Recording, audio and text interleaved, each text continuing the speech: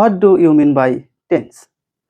Tense denotes the time of a verb, অর্থাৎ ক্রিয়া সম্পন্ন হওয়ার সময়কেই টেন্স বলা হয়। ক্রিয়া সম্পন্ন হওয়ার সময়কে যেহেতু টেন্স বলা হয়, সময় আবার তিন ভাগে বিভক্ত, অর্থাৎ টেন্স তিন প্রকার: প্রেজেন্ট টেন্স, পাস্ট টেন্স এবং ফিউচার টেন্স। প্রেজেন্ট টেন্স কি? বর্তমানে কোনো কাজ সম্পন্ন হওয়া, সেটা হবে প্রেজেন্ট টেন্স। পাস্ট টেন্স হচ্ছে পূর্বে কোনো কাজ সম্পন্ন হয়েছে, অর্থাৎ অতীতে, এটা পাস্ট টেন্স। ফিউচার টেন্স হচ্ছে ভবিষ্যতে কোনো কাজ হবে, সম্পন্ন হবে, সেটা ফিউচার টেন্স। এই তিনটি টেন্স আবার প্রত্যেকটি চার ভাগে বিভক্ত।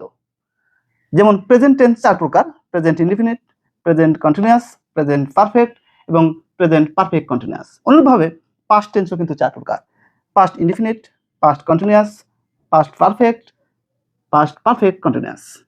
ঠিক ফিউচার টেন্সও চার প্রকার: future indefinite, continuous, perfect, perfect continuous. এখন আমরা আসি প্রেজেন্ট ইনডিফিনিট টেন্স কাকে বলা হয়। বর্তমানকালে কোনো কাজ হওয়া, অর্থাৎ যদি অভ্যাসগত সত্য বোঝায়, যেমন Ritu usually goes fishing on Sunday, এটা তার অভ্যাস, সে প্রতি সানডেতে, রবিবারে সে কোথায় যায়? মাছ ধরতে যায়, এটা তার অভ্যাস। এইরকম অভ্যাসগত সত্য বোঝালে সেটা হবে প্রেজেন্ট ইনডিফিনিট টেন্স। চিরন্তন সত্য যদি বোঝায়, the sun rises in the east, সূর্য পূর্ব দিকে উদিত হয়, এটা চিরন্তন সত্য, চিরসত্য, এই জন্য এটা হবে প্রেজেন্ট ইনডিফিনিট টেন্স। বৈজ্ঞানিক সত্য, ওয়াটার বয়েলস অ্যাট 100 ডিগ্রি সেন্টিগ্রেড, অর্থাৎ পানি 100 ডিগ্রি সেন্টিগ্রেড তাপমাত্রায় ফোটে, তাহলে এটা প্রেজেন্ট ইনডিফিনিট টেন্সের ফর্মই হবে। নৈতিক সত্য যদি বোঝায়, honesty is the best policy, তাহলে এটাও প্রেজেন্ট ইনডিফিনিট টেন্স। অনুরূপভাবে কোনো কিছুর বৈশিষ্ট্য বোঝালে, বৈশিষ্ট্য বলতে যেমন ম্যান হ্যাজ টু হ্যান্ডস, মানুষের কয়টা হাত আছে? দুইটা হাত আছে, এরকম যদি বৈশিষ্ট্য বোঝায়, তারপরে হবে প্রেজেন্ট ইনডিফিনিট টেন্স। এখন প্রেজেন্ট ইনডিফিনিট টেন্স চেনার উপায় কি? কিভাবে আমরা চিনব প্রেজেন্ট ইনডিফিনিট টেন্স? এটা তো আমরা কিছু বৈশিষ্ট্য বা কিছু সত্য, চিরন্তন, অভ্যাসগত, বৈজ্ঞানিক সত্য দেখে বুঝলাম। এরপরে আর কিভাবে চেনা যায়? গঠন, প্রথমে আমরা গঠন দেখি। প্রেজেন্ট ইনডিফিনিট টেন্সের গঠনটা কি? গঠন হচ্ছে প্রথমে সাবজেক্ট, ভার্বের বেস ফর্ম অর্থাৎ V1, এবং এর সাথে এস অথবা ইএস হতে পারে। কখন? ভার্ব যদি থার্ড পারসন সিঙ্গুলার নাম্বার হয়, তাহলে ভার্বের বেস ফর্মের সাথে এস অথবা ইএস যুক্ত হবে, প্লাস এক্সটেনশন বাকিগুলো। এখন কোন ভার্বের সাথে এস যুক্ত হবে আর কোন ভার্বের সাথে ইএস যুক্ত হবে?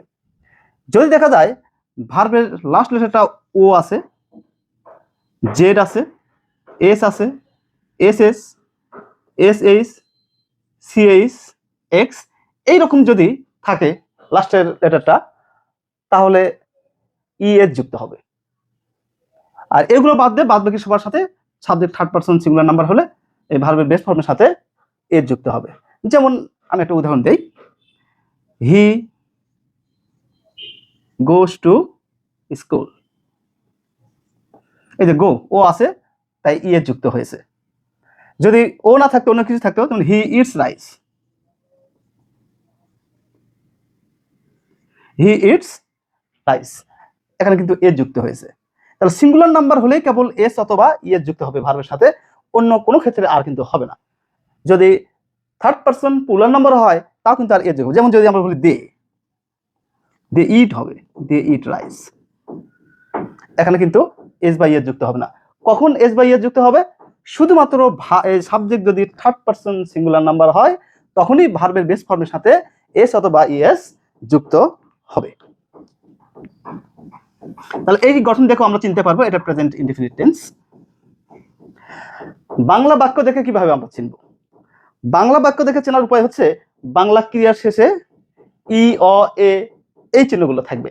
যেমন আমি বই পড়ি, আমি বই পড়ি, তাহলে আই রিড বুক, আমি বই পড়ি, তাহলে এটা প্রেজেন্ট ইনডিফিনিট টেন্স। আমরা বই পড়ি, উই রিড বুকস, তাহলে বাংলা ক্রিয়া শেষে ই চিহ্ন থাকবে। বা সে বই পড়ে, সে বই পড়ে, হি রিডস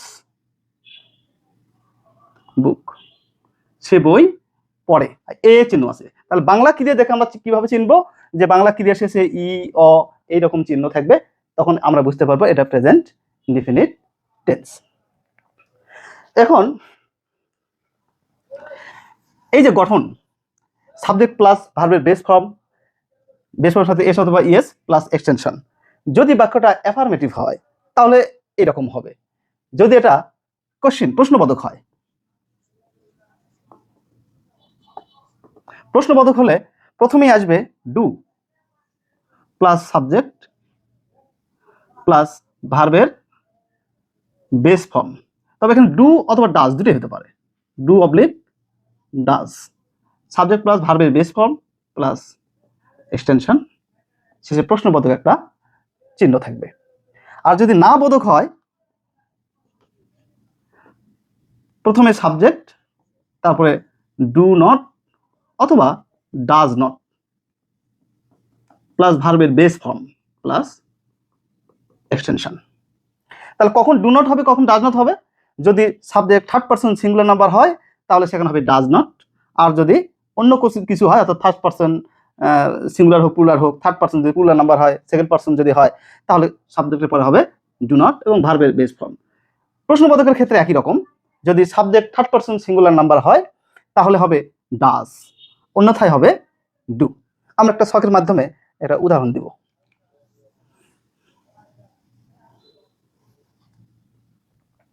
ধরো এটা অ্যাফার্মেটিভ হ্যাঁ বোধক বাক্য, আর একটা ধরুন কোশ্চেন প্রশ্নবোধক।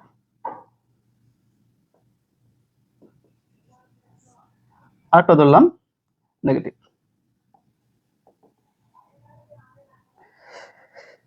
তাহলে একটা হচ্ছে কোশ্চেন, অ্যাফার্মেটিভ, নেগেটিভ।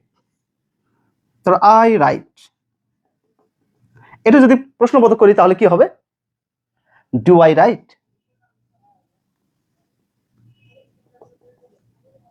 প্রশ্নবোধক চিহ্ন। এটা যদি নেগেটিভ হয় তাহলে কি লিখবো? I do not right. ঠিক এইভাবে আমরা অ্যাফার্মেটিভ হলে এই ফর্ম, যদি প্রশ্নবোধক হয় তাহলে এটা এই ফর্ম, আর নেগেটিভ হলে এই ফর্ম।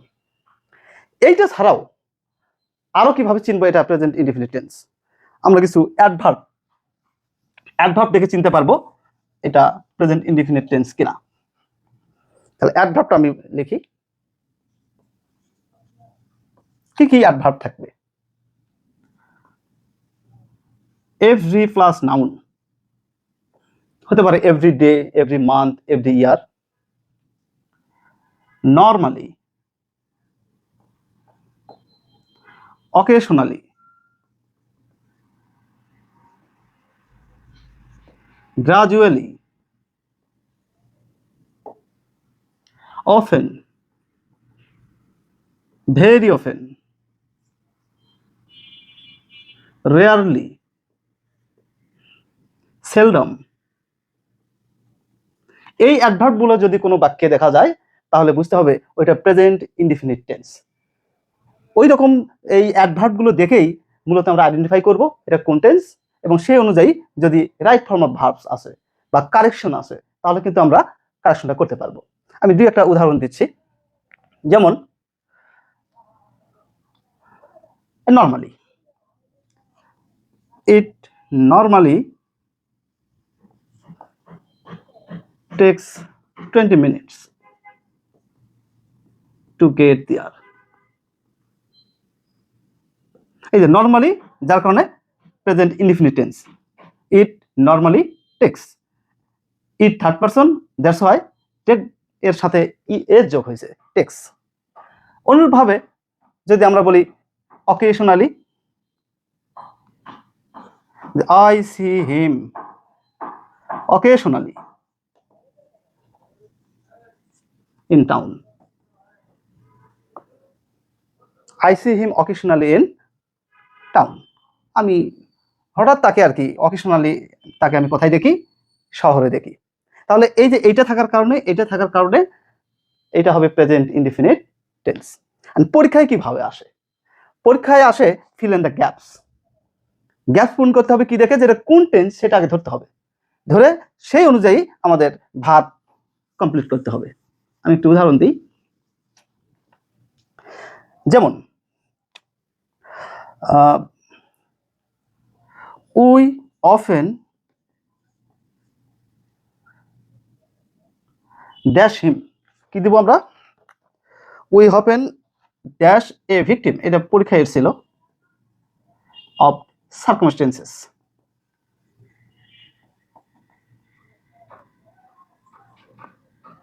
তাহলে এই গ্যাপে কি হবে? প্রথমত আমরা দেখলাম এখানে অফেন আছে, সুতরাং এটা প্রেজেন্ট ইনডিফিনিট টেন্স। তাহলে প্রেজেন্ট ইনডিফিনিট টেন্সের গঠন আমরা জানি যে সাবজেক্টের পরে ভার্বের বেস ফর্ম হবে। যেহেতু এখানে ফার্স্ট পারসন প্লুরাল নাম্বার, সুতরাং এখানে এস বাই এর যোগ হবে না, ভার্বের বেস ফর্মটাই হবে। তাহলে দেখি তো আমি কয়েকটা বেস ফর্ম দিই, যে অপশন দিই, fallen, option B felt, option C did fall, option D fall. তাহলে কোনটা হবে base form?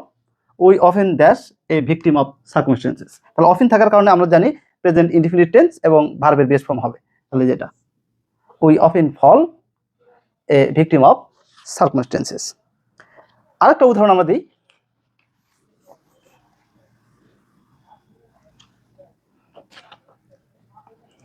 I hope he does not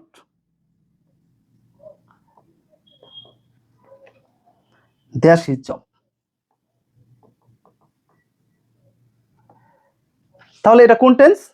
এই যে হি সাবজেক্টের পরে ডাজ নট থাকার কারণে আমরা বুঝছি এটা প্রেজেন্ট ইনডিফিনিট টেন্স, এবং এখানে কি হবে ভার্বের বেস ফর্ম হবে। তাহলে যেগুলো দেওয়া ছিল, লস্ট,